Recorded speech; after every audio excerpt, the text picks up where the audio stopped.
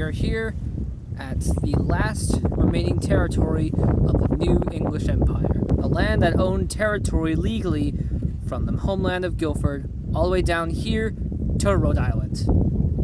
No one will ever have this territory ever again, not even the Princedom of Guildford. But if you were to start an empire, what would you do? Would you make colonies?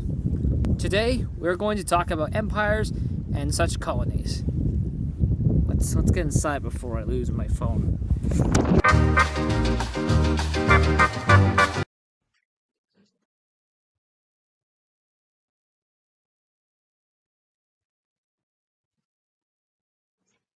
Most micronational empires suck. When people think about like a micronational empire, they would usually think about some kid taking over like their entire state or a select few countries in Europe, stating, "Oh, don't worry, I can moderate all this."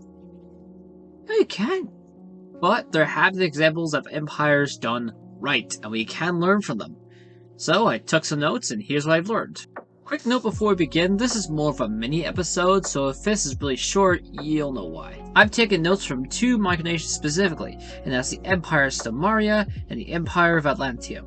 Usually, a micronation knows its limits, but if you test those limits, you'll eventually become like Atlantium. And how do you do that exactly? With the power of population. This is not a request to ask for citizenship. No. You see, you build the castle before you let the people in. You see, Atlantium had a following, and those that wanted to join were allowed to. As a result, its empire would expand throughout the entire world. It surprises me. And it's an achievement that no other micronation would be able to do. And how do you become this popular? Specifically 3 things. Have good faith, stay committed to your craft, and most importantly, do not give up. If things start to go awry, don't think of this as an excuse to stop and do something else. Stay committed and don't give up. So, how else can we start an empire? What if you are committed to your craft and you are well known, but no one wants to join your nation? No problem. Citizenship wasn't an issue anyway. An empire can still have very small territory. Take the Byzantine, for example. Even though they were basically just a few cities, they still proclaimed themselves as an empire, which results in yet another loophole. This is where the Empire of Samaria comes in. They aren't really successful by name, but successful by what they do. Basically, because everyone else around him decided to give micronationalism a go, and as a result they've made their own economy and even a trading system. Samaria is basically a trading empire. Yeah, I know. An empire exists because they didn't conquer, they helped others out. It's like war isn't always the answer. Okay, so maybe you're going onto your table thinking to yourself, maybe this whole empire thing isn't my gig. No problem. It doesn't stop you from doing one thing that a lot of people wish they could have successfully. Colonies. So how exactly is a colony formed? Well, there's really one way that can actually happen. Let's say that someone asks, not you ask them, but they ask you to not only be a citizen of your nation, but also be part of it.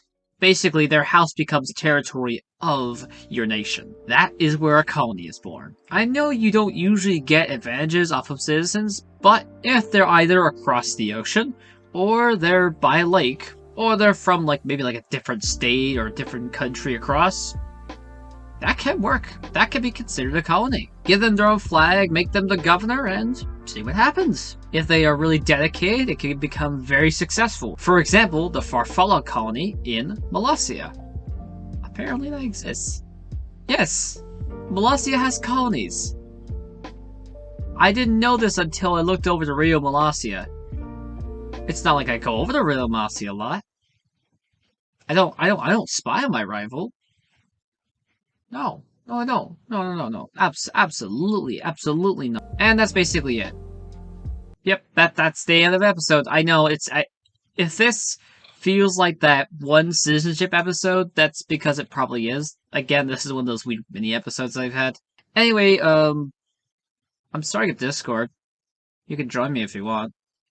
It's not alliance or anything. It's literally just to chat about micronation. It'll have all these specific channels and everything. Link will be in the description. Yeah, anyway, bye.